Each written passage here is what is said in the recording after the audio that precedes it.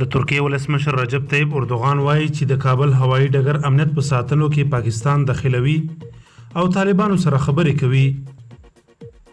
د ترکیې ولسمشر رجب طیب اردوغان د کابل هوايي ډګر امنیت ساتلو په تړاو ویلي چې په دغه برخه کې پاکستان دخیلوي او طالبانو سره هم خبرې کوي. اردوغان دا څرګندونې په بروکسل کې د ناټو له ځینو مشرانو سره تر لیدنې وروسته کړي او یو ځل بیا یې د دغه نړیوال هوايي ډګر امنیت ساتلو ته چمتووالی ښودلی دی. نوموړي زیاته کړې ترکیه په دې برخه کې د امریکا ملاتړ او د پاکستان او هنګري رول هم مهم بولي او په وینا یې که چېرته دوی افغانستان کې پاتې شي نو پاکستان به د دغه ډګر امنیت ساتلو کې دخیل کړي.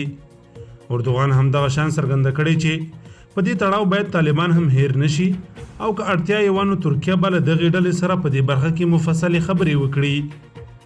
طالبانو تر دې وړاندې له ترکیې غوښتي و چې افغانستان کې د خپلو ځواکونو حضور نه غځوي ځکه چې هر بهرنی سرتیری افغانستان کې د اشغال په معنا دی او پر وړاندې به یې مبارزه وکړي.